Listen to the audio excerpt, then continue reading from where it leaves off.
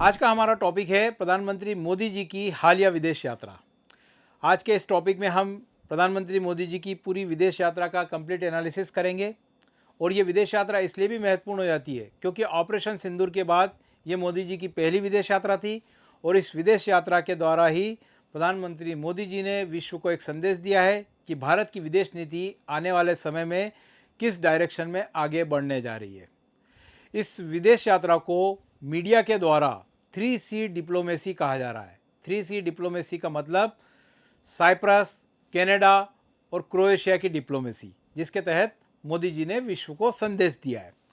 इस पूरे लेक्चर में हम न केवल इस विदेश यात्रा का एनालिसिस इंटरनेशनल रिलेशन के हिसाब से करेंगे, बल्कि इसमें ज्योग्राफी, इकोनॉमिक जैसे सब्जेक्ट को भी कोरिलेट करेंगे ताकि आपकी इस विषय पर पकड़ मजबूत हो और एग्ज़ाम में आपके लिए यह सहायक हो।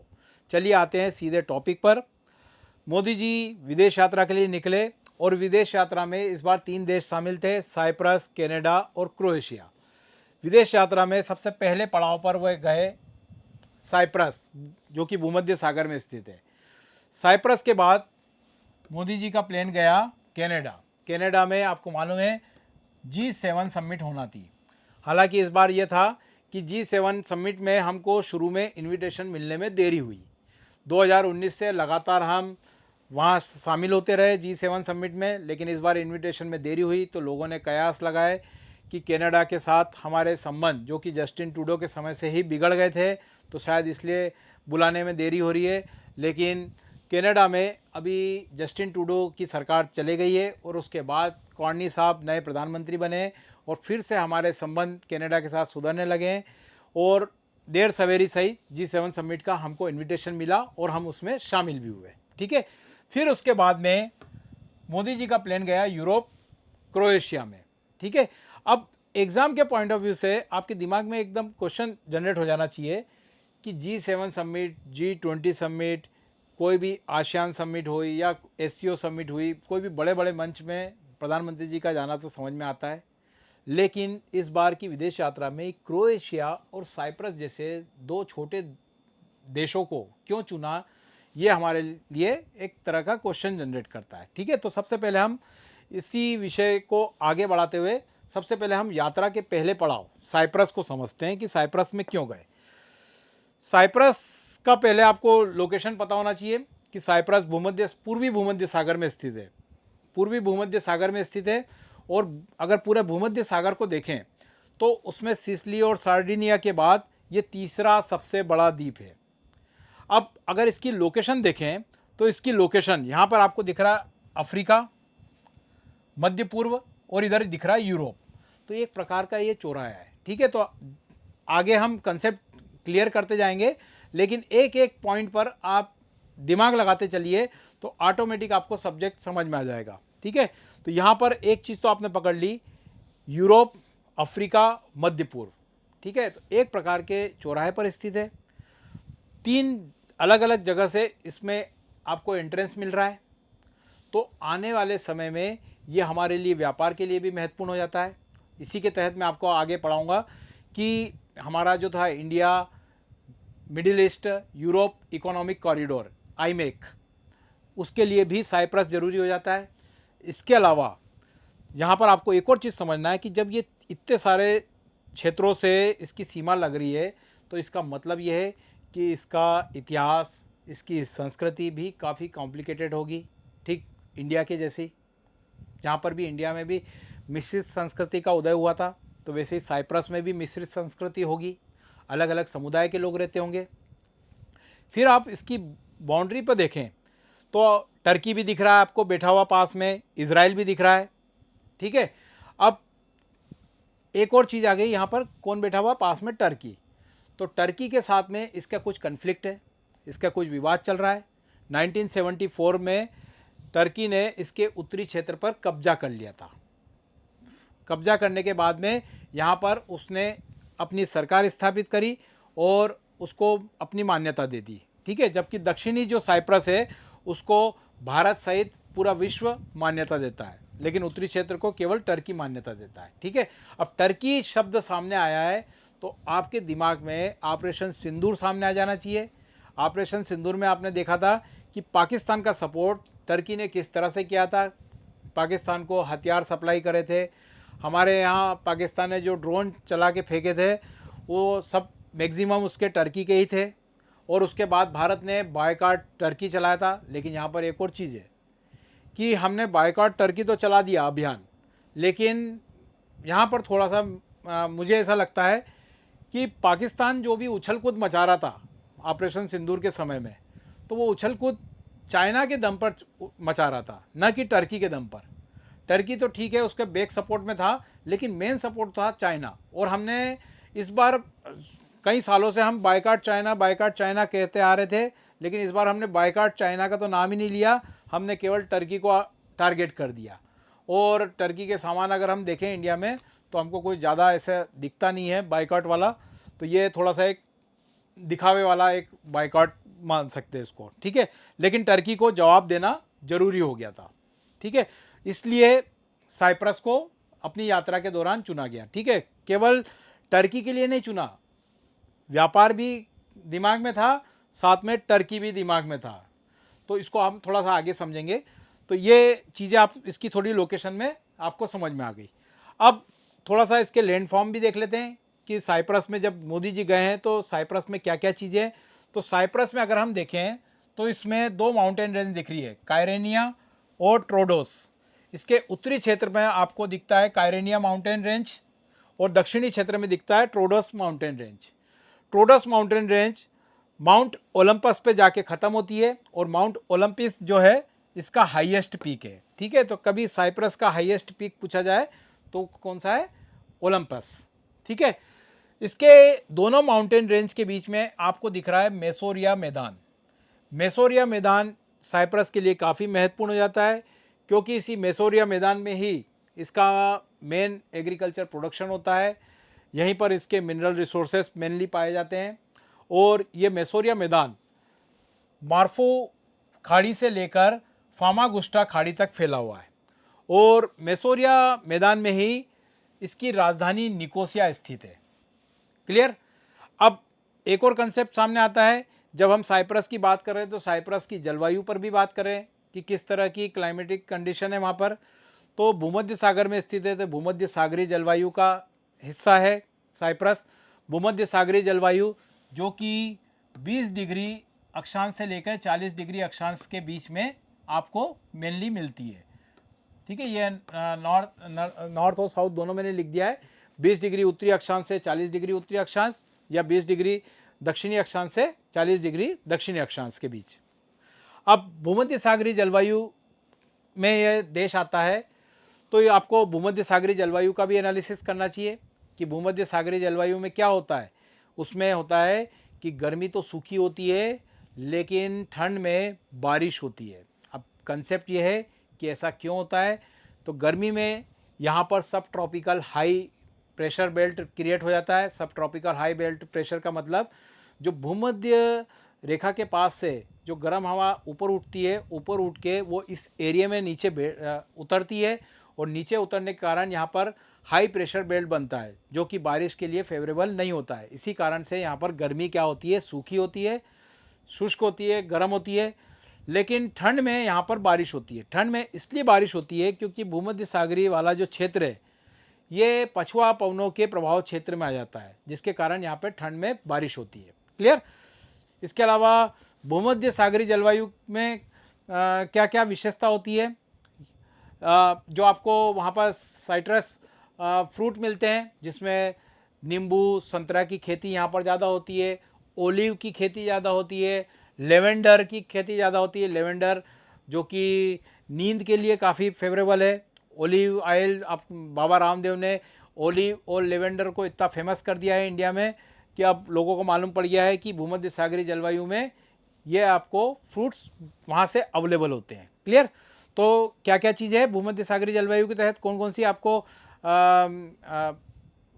फल फ्रूट मिलेंगे? Olive, lavender, citrus fruit. Citrus fruit में आपका नींबू, संतरा, ओलिव, अंगूर। अंगूर भी यहाँ पर प्रचुर मात्रा में मिलता है। इसके अलावा मिनरल में देखें तांबा, एस्बेस्टस, ये वगैरह वगैरह चीज़ें आपको यहाँ पर मिल जाती है। ठीक है, तो ये हमने इसकी ज्योग्राफी और लोकेशन को देख लिया पूरा प्रॉपर तरीके से। अब आते हैं मेन कंसेप्ट पर कि ये हमारे लिए क्यों महत्वपूर्ण है। तो यहाँ पर दो कंसेप्ट साइप्रस जाने के समझ में आए। एक तो इसका अफ्रीका, मिडिल ईस्ट और यूरोप के चौराहे पर स्थित होना, दूसरा टर्की से इसका कन्फ्लिक्ट। ठीक है, तो ये दो मेन रीजन थे यहाँ जाने के। अब यहाँ पर मैंने बात करी थी कि टर्की ने 1974 में इस पर कब्जा कर लिया था, इसके उत्तरी क्षेत्र पर, और यहाँ पर उन्होंने अपनी एक सत्ता स्थापित कर रखी है।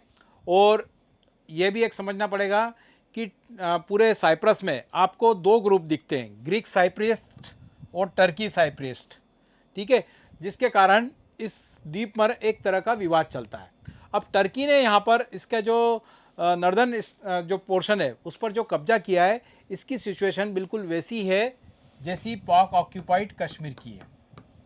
ठीक है, पाक ऑक्यूपाइड कश्मीर में वो हिस्सा तो हमारा है, लेकिन कब्जा किसने कर रखा है? पाकिस्तान ने। तो वहाँ के लोगों की भी अजीब स्थिति होती है कि न तो वो भारत के रहें, न ही वो पाकिस्तान के रहें, और एक तरह से उनका वहाँ पर शोषण हो रहा है। ठीक वैसा ही यहाँ पर भी हो रहा है कि ये वाला जो साइप्रस का पोर्शन है, ये साइप्रस के भी नहीं रहे और टर्की के भी नहीं रहे। तो उसके कारण यहाँ पर भी एक तरह से इस्लाम के तहत इनका इस क्षेत्र का कब्जा किया गया है। अब भारत जो है इस विवाद का निपटारा चाहता है कि अंतर्राष्ट्रीय कानून के तहत हो, और अंतर्राष्ट्रीय कानून के तहत जैसा भारत चाहता है कि पीओके भी भारत का हिस्सा है, और उसी के तहत ये भी साइप्रस का हिस्सा है, और इसको साइप्रस के रूप में मान्यता दी जाए। दक्षिणी क्षेत्र को तो पूरा यूएनओ हो गया, इंडिया हो गया, विश्व के सारे देश जो है दक्षिणी साइप्रस को एक साइप्रस देश के रूप में मान्यता देते हैं। ठीक है, लेकिन ये वाला एक कन्फ्लिक्ट वाला एरिया है जिसको भारत अब नए सिरे से इसके लिए आवाज़ उठा रहा है। अब आवाज़ उठाने का कारण भी ये है कि साइप्रस हमेशा भारत के लिए खड़ा रहा है। भारत पर जब पहलगाम अटैक हुआ तो उसमें भी साइप्रस ने भारत का सपोर्ट किया। आतंकवादी जो हमले होते रहते हैं उसके खिलाफ भी भारत का सहयोग करता है। इसके अलावा यूनाइटेड नेशन सिक्योरिटी काउंसिल, संयुक्त राष्ट्र संघ की जो सुरक्षा परिषद है, उसमें जब एक्सपांशन होगा तो उसमें इंडिया की सीट के लिए साइप्रस सपोर्ट करता है। हालांकि मेरा ऐसा मानना है कि आज के जो सिनेरियो चल रहा है, ईरान इजराइल का वार चल रही है, रूस यूक्रेन की वार चल रही है, सब अपनी मनमानी कर रहे हैं, तो यूनाइटेड नेशन तो एक तरह से लूप लाइन में चले गया है। अब उसमें सीट मिले ना मिले तो उससे कोई ज़्यादा फ़ायदा या नुकसान की कोई बात नहीं है, लेकिन हाँ ये ज़रूर बताता है कि ये हमारे लिए कितना सहयोगी है। अब एक और बात है कि भारत ने यहाँ पर जाकर एक तरह से यहाँ पर जब मीटिंग करी इनके प्रेसिडेंट के साथ में, तो एक तरह से ये टर्की के लिए भी मैसेज था कि अगर आप पाकिस्तान के फुल सपोर्ट में खड़े हो तो फिर अब भारत भी आपके सामने खड़ा रहेगा, और वो भी पूरे डिप्लोमेटिक तरीके से। और इसी के तहत साइप्रस यात्रा एक तरह से टर्की के लिए संदेश था। अब टर्की को संदेश तो दे दिया भारत ने, मोदी जी ने वहाँ जाकर साइप्रस में, और टर्की को समझ में भी आ गया होगा। लेकिन इसके अलावा साइप्रस का एक और महत्व था कि साइप्रस हमारे लिए इकोनॉमिक इम्पोर्टेंस भी क्रिएट करता है, क्योंकि साइप्रस के पास आपको मालूम है इज़राइल का हाइफा पोर्ट पड़ता है। इज़राइल का जो हाइफा पोर्ट है, बंदरगाह, अभी हालांकि ईरान और इज़राइल के वार के कारण थोड़ा सा डिस्टर्ब है, लेकिन जो हाइफा पोर्ट है जिसमें अडानी साहब ने अपना इन्वेस्टमेंट किया है, और एक तरह से वो पोर्ट पूरी तरह से अडानी जी के पास है। ठीक है, और उस पोर्ट के तहत भारत अपनी आई मेक पॉलिसी में आगे बढ़ रहा है। आई मेक का मतलब है India middle east Europe economic corridor. अब इस कॉरिडोर के तहत यह था कि 2023 में G20 समिट के समय से भारत ने इस पर साइन किए थे। इसका आई मेक का मतलब ये था कि भारत अरब खाड़ी से जुड़ेगा, मुंबई से अरब खाड़ी, अरब से फिर ये यहाँ पर आएगा हाइफा, और फिर उसके बाद में अरब खाड़ी से यूरोप की तरफ कनेक्टिविटी। इसमें रोड, सड़क, रेल सारे ट्रांसपोर्टेशन के माध्यम को शामिल किया जाएगा और इसके तहत व्यापार में भी वृद्धि होगी, परिवहन लागत, क्योंकि एक तरह से स्वेज नहर का एक अल्टरनेटिव ये क्रिएट होगा और इसमें यूएसए, आईमेक में यूएसए भी शामिल है, सऊदी अरब अमीरात शामिल है, जर्मनी, फ्रांस, इटली जैसे कई सारे देश शामिल है, ठीक है। और ये एक तरह से चाइना के बेल्ट रोड इनिशिएटिव का एक अल्टरनेटिव है और इसलिए भी ज़्यादा महत्वपूर्ण हो जाता है आईमेक, क्योंकि इस जब अमेरिका के साथ जो हमारे अभी व्यापारिक संबंध पूरा हमारे साथ ही बिगड़े हुए नहीं है, पूरे विश्व के साथ अमेरिका की टैरिफ वॉर चल रही है, ठीक है। तो उसके पॉइंट ऑफ व्यू में भी एक डाइवर्सिटी लाने के लिए ये आईमेक काफ़ी महत्वपूर्ण हो जाता है और उस आईमेक का जो माध्यम है वो साइप्रस बन सकता है, ठीक है। तो टर्की को तो सबक सिखाना था, लेकिन इसके साथ साथ आईमेक के तहत भारत की इकोनॉमिक ग्रोथ के लिए भी साइप्रस काफ़ी ज़रूरी है, क्योंकि ये एक तरह से यूरोप का हमारे लिए प्रवेश द्वार बन सकता है, ठीक है। तो ये कंसेप्ट आपको समझ में आ गया। अब आते हैं विदेश यात्रा पर कि साइप्रस में जब मोदी जी गए तो क्या हुआ, ठीक है। मोदी जी, ये आपको दिख रहे हैं साइप्रस के प्रेसिडेंट निकोस क्रिस्टोडियस, ठीक है। इन्होंने वहाँ पे जब मोदी जी गए तो उनको वहाँ पर the grand cross of the order of Makarios third का अवार्ड दिया गया। यहाँ पर एक the grand cross of the order of Makarios third, ये जो अवार्ड दिया गया है ये साइप्रस के पहले राष्ट्रपति थे मकारियस थर्ड, उनके नाम पर ये अवार्ड दिया गया है और ये साइप्रस का सर्वोच्च सम्मान है। यहाँ पर मोदी जी को अगर ये जो सम्मान मिला है, तो अगर मोदी जी की टोटल विदेश यात्रा में देखें तो 21 देशों के द्वारा मोदी जी को अलग अलग सर्वोच्च सम्मान से सम्मानित किया गया है। तो एग्ज़ाम पॉइंट ऑफ व्यू से आपको ये पूरी लिस्ट दिमाग में डालना है, क्योंकि किसी न किसी एग्ज़ाम में ये ज़रूर आपसे पूछा जा सकता है, ठीक है।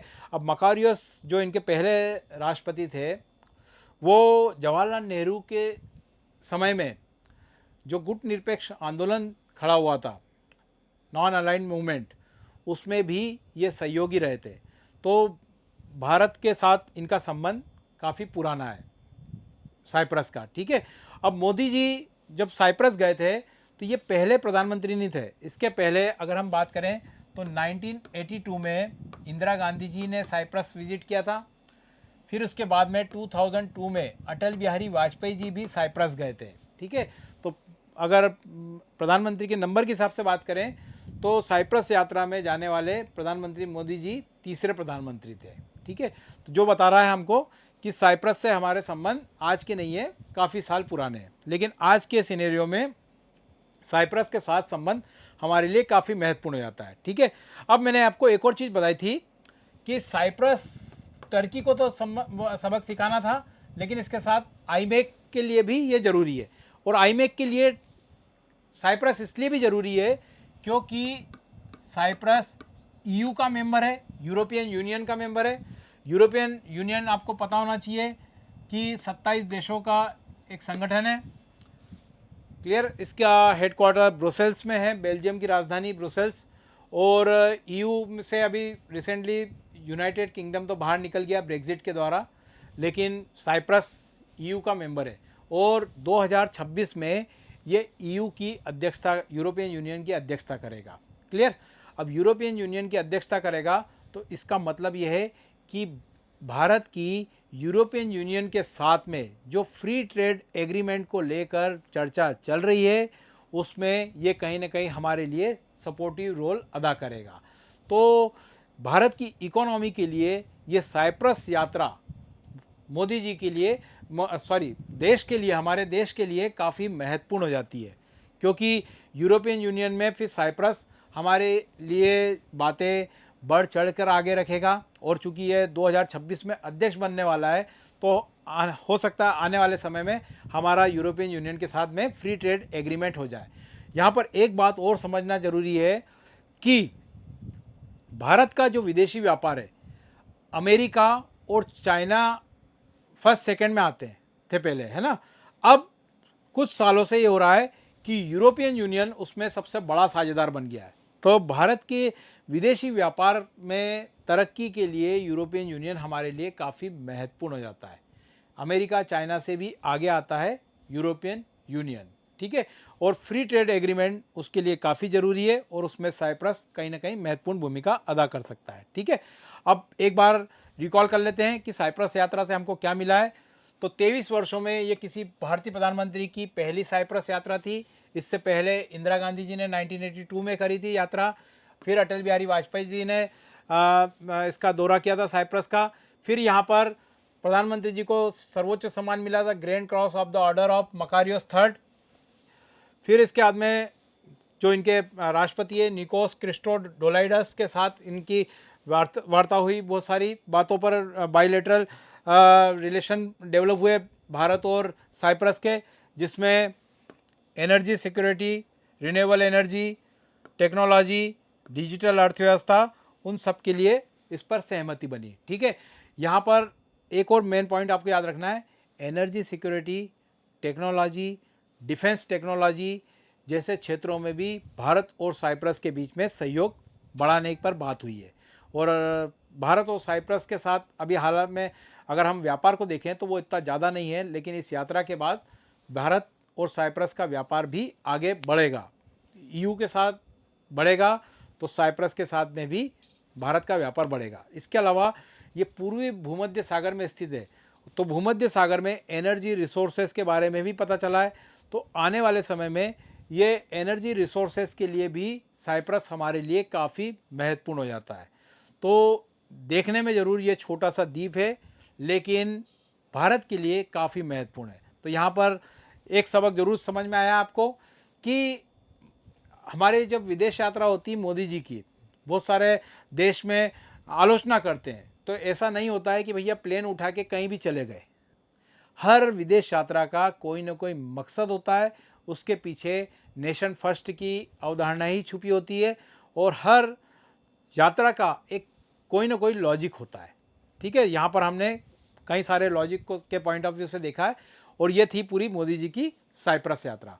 मतलब यह है कि लेक्चर काफ़ी बड़ा हो गया है, तो इसको मैं पूरी विदेश यात्राओं को 3 पार्ट में अलग अलग लेके आता हूँ, ताकि आपको समझ में अच्छे से आए, आपको ज़्यादा लंबा लेक्चर नहीं लगे। और ये लेक्चर ऑलरेडी मैंने काफ़ी चीज़ें इंक्लूड करी है, तो अगले लेक्चर में मैं आपके लिए लेके आऊँगा G7 समिट में मोदी जी ने क्या हासिल किया है, और फिर पार्ट 3 में क्रोएशिया के बारे में बताऊँगा। क्लियर? तो आशा करता हूँ आपको ये लेक्चर अच्छा लगा होगा। अगर अच्छा लगा है तो प्लीज़ इसे लाइक करिए, और इसी तरह के अन्य टॉपिक्स को देखने के लिए और इसी लेक्चर्स के अन्य 2 पार्ट को देखने के लिए प्लीज़ हमारे चैनल को सब्सक्राइब करिए। Thank you. एकमात्र एजुकेशनल प्लेटफॉर्म जो 100% रिफंड पॉलिसी के साथ अपने सारे कोर्सेज अवेलेबल कराता है। तो अपनी प्रेपरेशन को और भी बेहतर बनाने के लिए आज ही अथर्व एग्जाम वाइज के अन्य कोर्सेज परचेज करें। Thank you.